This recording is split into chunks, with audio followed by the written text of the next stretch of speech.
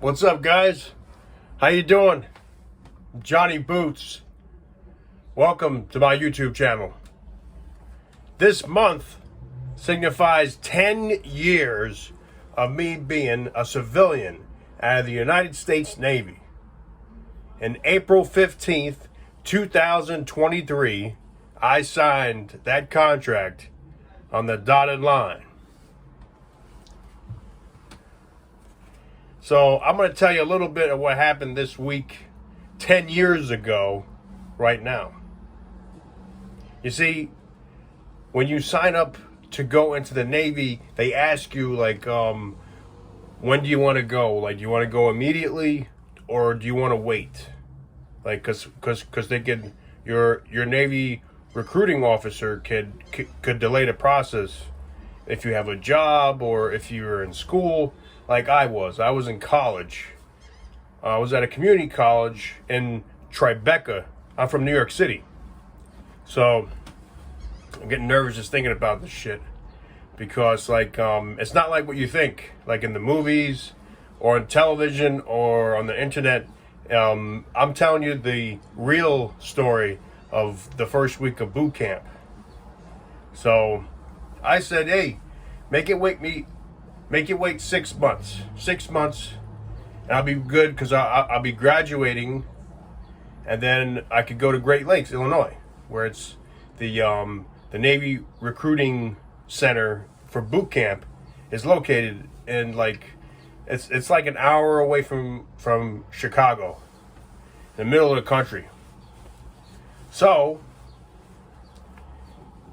depending on your ASVAB score, a whole list of jobs will print out, and you get to pick like what job you want depending on what score you got. I didn't even study, so I got like a 68, 69, which was pretty good because there was like 73 jobs available, including 4 special forces. They wanted me to go for special forces, but I didn't want that because I just wanted to do like my enlistment term and then go to Yale University. But things didn't work out as smoothly as I thought it would. They would go. You know, your recruiting officer will lie to you and tell you, yeah, don't worry about it. You could sign up for this job and then strike for it a year later. That's what I was told, and he bullshitted me. So make sure you definitely get the job that you want in the Navy. Otherwise, you're fucked.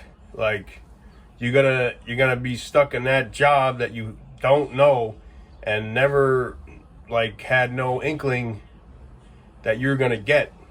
You know, they'll tell you anything they want to tell you because they get, back then 10 years ago, $5,000 for me.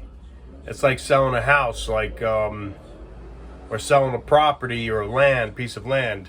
These recruiters, they have a quota to make, and they get a big percentage, because we're nothing but bodies. You know, I mean, Einstein said it best, like, once you join the military, there goes your brain. So, I mean, I have no disrespect for the military. I am a veteran, and my father is a veteran, but they will lie to you up and down just for you to sign. So don't sign right away. It's like buying a house, or buying a car. They're like car salesmen. Like, they just want to, once you sign that contract, you're theirs for at least 4 years. I mean, in my case, I got out early because I prayed to God, and this idiot, he signed my name down and got me in trouble, and I got a lawyer involved, and I just said, you know what, I didn't get the job I wanted, I was lied to, don't want to be here, let me go. But I still had to pay a few $1,000s, and then they removed their stripe from me, which I didn't let them do. And took my ID, and it was fucked up. But what can you do? You know, it's the government job, and I was supposed to get another check before I got back home from Pensacola, because I was in A school. I was there for about 7 months in total, and then, you know, I didn't get my last check. You know, I was just living off of my savings for like 8 months. So it's fucked up. But I digress. The first week of boot camp, first week that you're in, I'm in New York City. So they take you to a hotel. Take us to a hotel. I go to Staten Island. I know Staten Island. I've been there. I've eaten there. I'm Italian, so I know Staten Island a little bit. Nice hotel. The Marriott's beautiful. They got catering for us. Feel like a professional wrestler right now. We're getting treated better than Vince McMahon's boys. We get to meet some people. I meet this kid named Michael. He's going in and he wants to be, I believe, an electrician. There's another lady. She's trying to do helicopters, because they're all mixed. We're all mixed in together. Like, there's Army guys and girls and Marines there. It's Coast Guard. We're all there. We're all going to different places in the morning. We're getting picked up at like 5:30 in the morning. So it's your last night here as a civilian. And we've already been sworn in. We've already been sworn in downtown Brooklyn at MEPS. They call it MEPS. That's where you take the test of for you to get into the military, called the ASVAB. Said that before. And that, you know, periodically throughout the time that you wait, you have to go there and, you know, give them documents and whatnot, and, you know, make sure your weight is a certain type, because when I was going and they said I was too heavy, I had to lose 20 pounds. I was in the wrestling team. As you can tell in the background, I was MVP for 3 years. So it's easy for me to lose weight. So I lost in 2 weeks, and then they were like, what did you do? What did you do? You know, another thing too, like they keep asking you, do you take drugs? And I was getting offended by it because I never done a drug in my life. So, you know, like, I was like, no, I don't drink. I don't do drugs. And he kept asking me, like, you know, oh, it's going to pop up. It's going to pop up. Tell me the truth. Tell me the truth. I said, I don't fucking do that. I don't smoke weed. I don't fucking do that. And he just kept drilling me, this fucking asshole. I should have known from there, like, that this guy's a retard. Like, what the fuck? So, but I wanted a job. I wanted a decent paying job with benefits. And when you get in the Navy, it's something called a thrift savings account that they make up for you, where you could put down, oh, every pay period, take out 150. So I had that too. And then, before you leave, like, it's kind of downtrodden. Like, this black lady was sitting there, Caribbean. She's like, hey, how you doing? Nice, you know, sit down, chill. So I say, hey, how you doing? How you doing? You know, you got a nice fatty, nice looking girl. And then was just said, where's your first check get to when your body gets blown up? I was like, whoa. I was like, oh man, that conversation changed immediately. So I'm sorry, but I gotta get going. You know, a lot of people outside. White boy, come on, let's go, move it, flow. I was like, okay,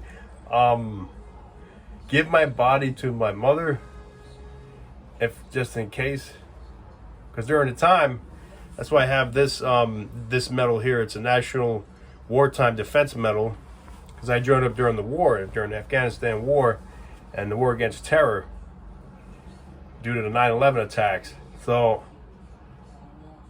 but, you know, it was on its way out back in 2013. You know, that's what they told me. But, you know, there was still a chance that I could get sent out to Afghanistan or Iraq. So I said, send my body to my mom. I don't want to get emotional here, but It's emotional speech. He says, where do you want your whole paycheck to go to? I said, my whole paycheck? Like, what do you mean? Like, my last paycheck? He's like, yeah, my last paycheck. Send that to my dad. My dad's got a good pension. He's good to go. Okay, where do you want the $250,000 insurance policy to go to? I said, give that to my brother. He'll know what to do with it. It's $250,000. Like, if you get killed in the war, and no man left behind. That's why we always wear dog tags. Because the dog tags that you get in boot camp, they don't burn. They don't get like damaged at all. But they would fuck those up later on in the second week of boot camp. Like they put me down like I didn't have a religion, even though I put down Catholic, because as you notice, I'm Italian, I'm Roman Catholic. But the petty officer was saying, does it bother you? Does it bother you? Like if it's an issue, like we can send them back. Because everybody who put down Catholic for some reason, they put down no religious preference on the bottom of the dog tag. So after that conversation was done, and I signed that for the insurance policies, gonna get killed now. I said, well, I got the Navy bell right there for the ship bell. Can I ring it? Like, I'm a sailor now. He's like, ring that bell. And I rang that shit. Bang, bang, bing, ding, ding, ding, ding, ding, ding, ding. And all the fucking people, all the future sailors coming in. So when you get into boot camp, you're a sailor recruit. You're not a sailor yet. That's what they tell you. You are not a sailor yet now. And the story, oh man, the story of me going from Staten Island. I get to the room after talking downstairs, and there's this kid in there. I don't know where he's from. He's from Pennsylvania or something like that. Irish-looking kid. He said, "Put the TV on." So I put the TV on, and then there's this knock on the door. Then these other guys, kids like to shave their heads before they get into boot camp, so they don't have to do it. I don't know. It makes them feel ready. So, because the first week, shave your head. But some of them, these they look like Aryan Brotherhoods. All their heads are shaved. These white kids, they look like serial killers. So, and he's with this Spanish girl, and then like he's going in the army and she's going in the Marines, and they're all talking and they're like, "Hey man, what's going on? Where you going?" I said, "I'm going to the Navy." I was the only one on that floor going in the Navy, I believe, that I met for that night.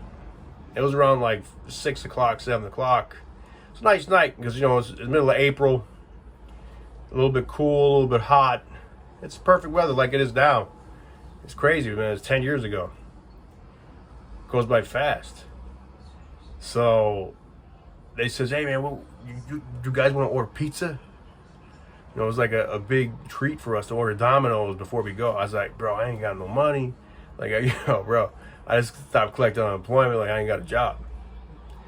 But I had a wallet, and I had probably like $10 in it. And I think we all chipped in. Like, I gave them my last $10 because we didn't really need it no more. We're going to be making pretty good sailor pay, we thought. Because I'm going in as E3. I went in as E3 because I had college credits. That's another thing. If you have college credits, you go in as a higher ranking man. So, but you're still enlisted man. So I went as E3. I was going in the aviation program. So we get the pizza. They say, because we're on the top floor, we're like on the 16th floor. It's big hotel. It's a Marriott in Staten Island. So get the pizza shit, and we're all watching TV. Oh man, what are you going to do when you get in the army? Oh, you're going to the Navy, huh? Wow, how because when you take the test, the ASVAB, you have to get a higher score in the Navy. They won't let you into the Navy unless you get like at least a 50. For the Marines, they gotta be dumber. That's why we call them jarheads. No offense.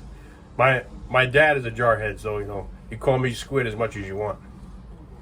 So you get a 50 in the Navy. Marines, you get a 30. You could get a 30. In the Army, you get like a 27, and then they could stretch it if you got like 2 or 3 semesters in college. So that's why they can extend your stay here in civilian life, so that they make you take like a semester or 2 in college. Sort of like the if you want to become a cop, to get into the United States military. So after that, we get the pizza, and then they're joking around, and we know like these two, they want to fuck. They want to fuck. So I'm like, oh man, what the fuck, man. So we didn't even choose because it was me and this Irish kid. We were like, we don't know who's gonna sleep anywhere or where. So as a joke, I just threw them a condom, and they just fucked on my bed. They did. They were fucking on my bed, and I was like, bro, like they're fucking. They snuck out of the conversation. One said, "I'm going to the bathroom. I'll be right back," and then she's like, "Oh, like what's over there? Is that because it was a big hotel room? It was like a suite, kind of, like a Marriott suite, but it wasn't like a sort of like a family room, So, but it was only one big bed in there in that room. I didn't know. I thought there was 2 big beds in there. So the Irish kid was gonna sleep on the couch. He says, "Bro, they're fucking on your bed." I was like, "Bro, what the fuck are we gonna do?" He's like, "Let's get some pillows and just jump them." That's what we did. We snuck in a room with pillows, and she was like, had her titties out. This young girl, she was like 18, 19. I mean, that too. Like I was like 22, 32 now, and then we just started beating them. I hit the bitch in the head with the pillow, and she went flying. And a little dick, and then he was hitting him. I was like, "Get the fuck out my bed, bitch!" So we almost kicked him out of the room with no clothes on, but we made him get dressed, and they got the fuck out of my room.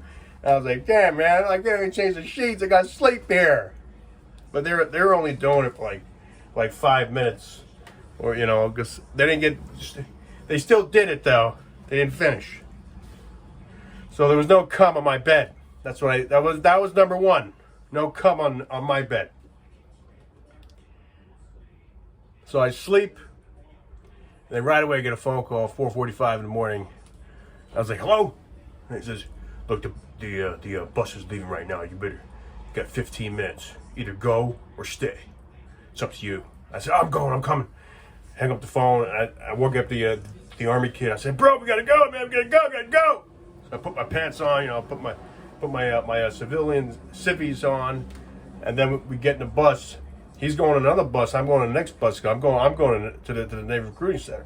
I'm going to a different part of the airport. I think I left from LaGuardia. He was going from JFK, so I go to LaGuardia, and there's a few. I see a few Marines lining us up, and then remember we get on to the plane, and then they announce these are future sailors of the United States Navy, and everybody on the plane just applauds. It's like, let's hear it for them. And I was like, "Oh, that feels a little special." So, get to Chicago. It was a short flight. It seemed pretty short. And we go to the it's nighttime now. We got there at 8 o'clock at night. So now we're in the Midwest, and a few more Marines come in. They following us through to the corner of the airport at O'Hare Airport, and they sit us down in Indian style, sitting I'm sitting next to this kid. He's from Kentucky. Hey man, how you doing? What's your name? Something like that. And I was like, my name is John. And he's like, my name's Bill. You know, I signed up, you know, it's like, you know, there is a chance willing, we will get killed. And I'm willing to die for this country. Are you willing to die? I said, yeah, I'm willing to die for the country, yeah. He's like, yeah, you know, my recruiter told me in Kentucky that, you know, it's a slim chance that we're gonna go to Afghanistan because, you know, they're all pulling our boys out. They're pulling our boys out because President Obama was the president, and you know, a sign of good faith, he was taking the troops out. So I liked that too. I saw that on the news during those times. I said, "Wow, this is good. It's a good time to go in. Hopefully, I'm gonna go to war."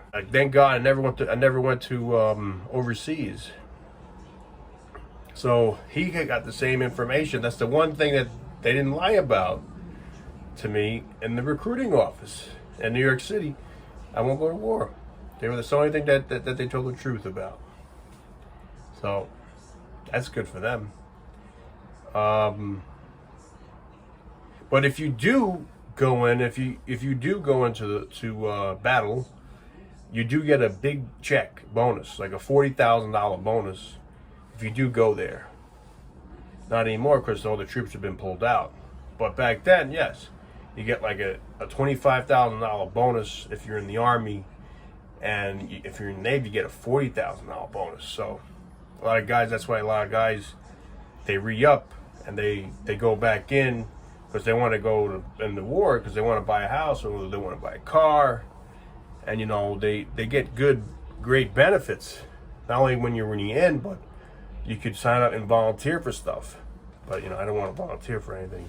I just wanted to do my 4 years originally and just go to Yale University and become a director, be a big star in Hollywood. So we get there. We get to Great Lakes, Illinois. It's an hour, like I said before, an hour shot. We get on the bus, and it's just like dark. It's pitch black. It's around 10 o'clock now, 10:30, and it's kind of like starting to rain because, you know, April showers bring May flowers. Let's go, file out. Let's go. Right up these steps. Line up here. Right outside. What the fuck are you doing? I said, move it, black boy, let's go. I said, move it, skinhead, let's go, you fucking maggot, let's go. Move it, off the fucking bus. I am not a sir, I'm not an officer, I work for a living. I am an enlisted personnel, you stumpy fucking motherfucker. In boot camp. So you stand on it, you say, stand right next to your man, I'm fucking 3 feet away from the 3 feet away from all the man, goddammit, you're a woman, man. Let's fuck out here, line the fuck up, I told you line the fuck up, you better line the fuck up, don't fucking dare bat an eye at me. I was forward, motherfucker. So, we're like, fuck, man, we're in it, man, we're in it. Says, go in there, go in the fucking room, go in the room. It's like a big gymnasium.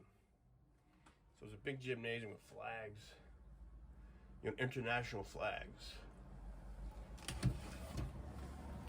So there's like a lot of flags like this being hung on the wall, and you know, American flag, of course, and whatnot.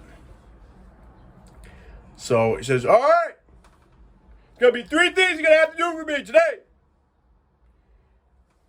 If you have a cell phone, make your last phone call to a loved one, tell him you got here safe. And if your other man does not have a cell phone, you pass the cell phone to him or her and have him or her make the phone call. And then you would take the phone and power it off and put it in your right pocket. And thirdly, you will be given a cardboard box. Do not do anything with the cardboard box. All right? You don't understand me. Don't even say sir. Just say yes. Open the cardboard box. So you open the cardboard box. Big box. Take off your clothes.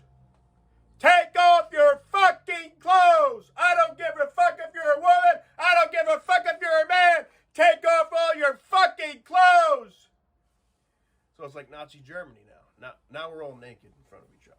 Vaginas, breasts everywhere. So we're like, fuck it. If you have to go for tests and physicals.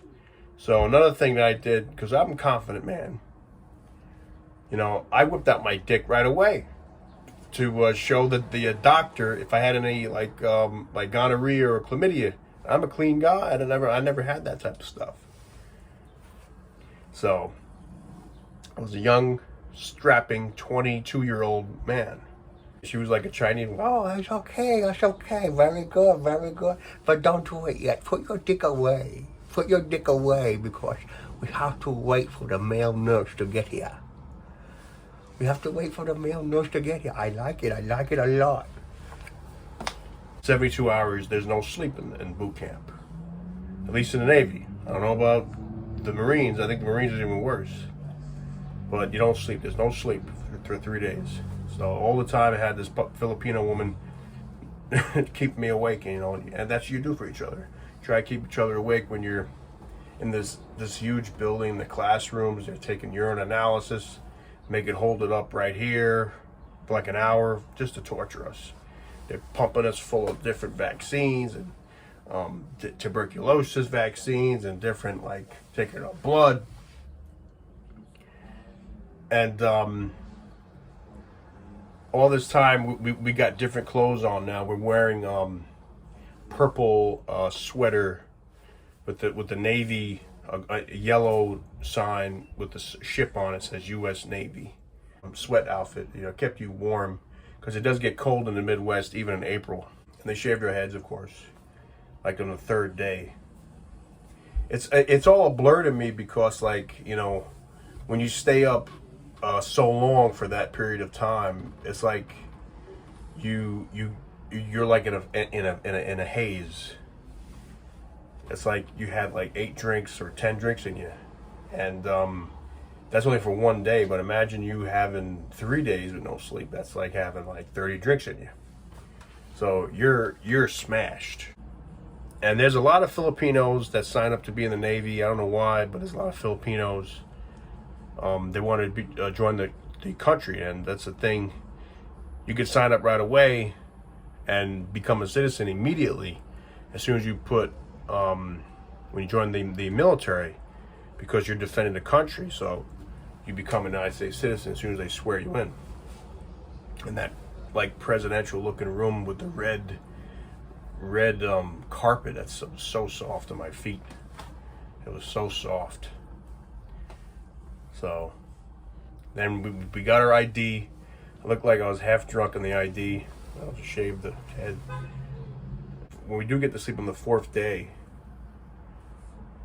or the 3rd and a half day, like they just threw us into like a barracks. We weren't going to be in this barracks.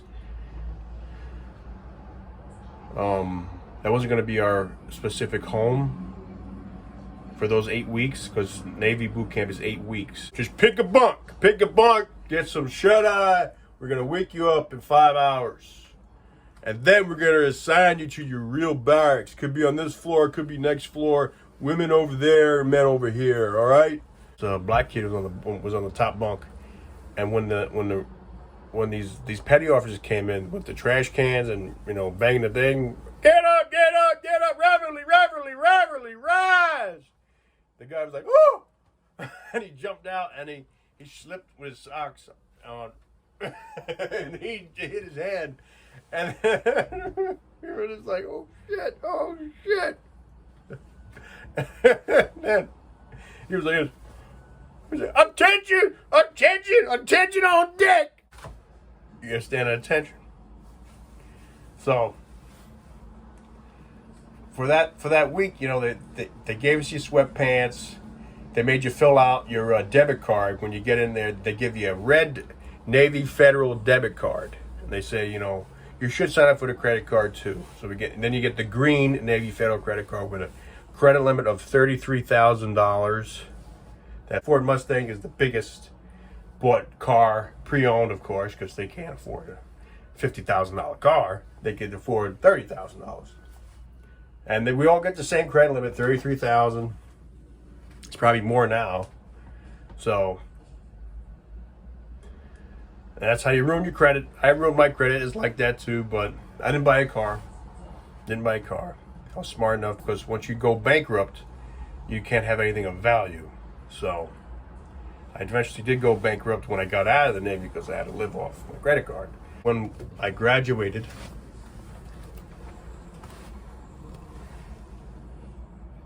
this was Petty Officer Bones. I wonder how he's doing.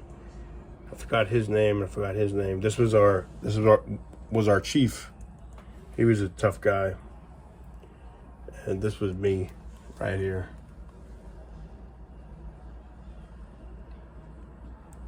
So that was 10 years ago, man. And you know, they make you pay for this at the Navy Exchange. It's a Navy Exchange. See, once you get in a regular job and regular boot camp, after boot camp, you go to Navy Exchange and you get everything on discount, like shaving gear, hair products, combs, paper, and they got a barber shop right in, like, to the side of the Navy Exchange. Well, a lot of Filipinos, man. A lot of Filipinos doing haircuts. So I want that hat back, Matt. My brother from the same mother. He has this hat. I want the seat cap back. It's a lot of money, this hat. So I still have this left. I don't fit the pants no more. I'm not wearing any pants. I have basketball shorts on. Everything is made in the USA. You buy your own medals and you buy your own patch. You know, I'm an E3, so they take it to the tailor. There's a tailor shop. Of course, they're Filipino, and they're all civilians there. I work at the Navy Exchange. You know, they live on base, or they don't live on base. They live, you know, close by base. But it's a good civilian job. They were getting paid like $14 an hour back in 2012, 2013. So, but they all didn't look happy. They're just like a Walmart job. But I'm happy to be back here now. I got a great office job. It took me 10 fucking years to get to a good financial standing, and hopefully on Monday they fucking pay me at my new job, working on human resources. So it's Johnny Boots' story. 10 years out of the Navy. God bless America. Like, comment, and subscribe. Peace.